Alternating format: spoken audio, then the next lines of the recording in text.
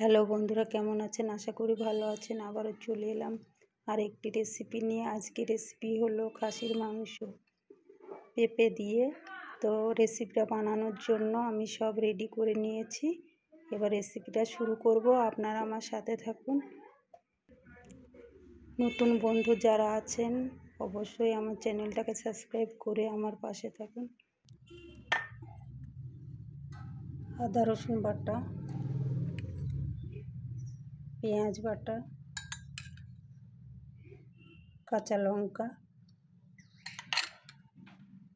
Tomato বাটা। আমার কাছে টক দই নেই, সেই জন্য আমি একটি টমেটো বেটে নিয়েছি।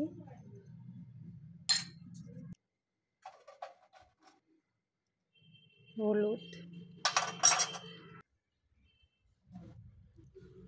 নুন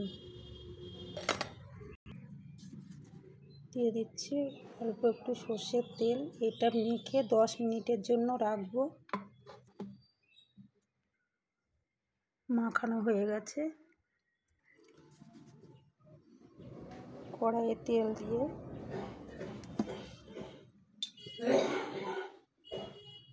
দু পিস আলুটা আমার ছেলের জন্য, আর দিয়ে দেবো পেঁপে। এটা হালকা ভেজে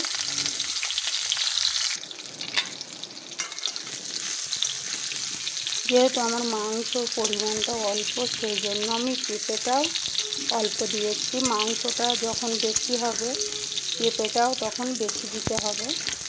পেঁপেটা হালকা ভাজা হয়ে গেছে, এবার আমি তুলে নেব। এবারে এই তেলে দিয়ে দিচ্ছি গোটা মশলাগুলো।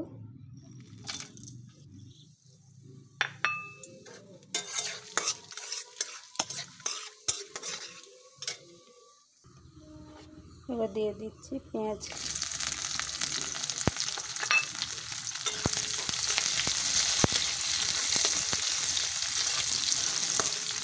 এটা লাল হয়ে আসলে দিয়ে দেবো মাংসটা।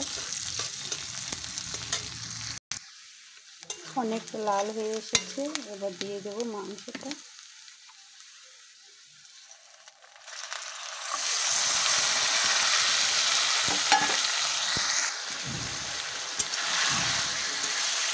ভালোভাবে নেড়ে এবার দিয়ে দেবো আবারও গুঁড়ো মশলাগুলো। মাংস থেকে অনেকটা জল বার হয়েছে, এবার দিয়ে দিচ্ছি গুঁড়ো মশলাগুলো।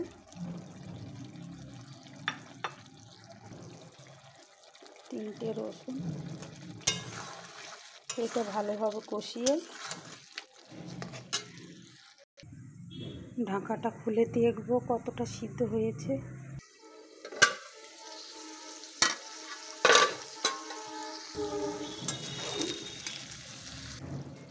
মাংসটা কষানো হয়ে গেছে, এবার দিয়ে দেবো পেঁপে।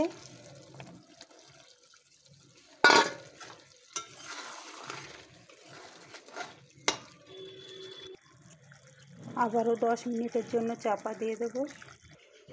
এবার চাপাটা খুলে দেখবো।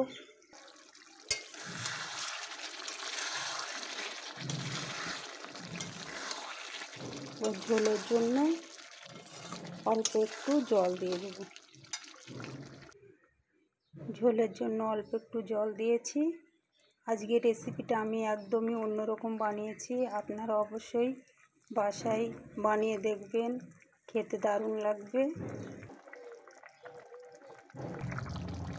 রান্নাটা হয়ে গেছে, এবার দিয়ে দেবো গরম মশলা। ধনেপাতা নেই, একটি গাছ ছিল, দিয়ে দিচ্ছি। এবার দিয়ে দেবো অল্প একটু ঘি।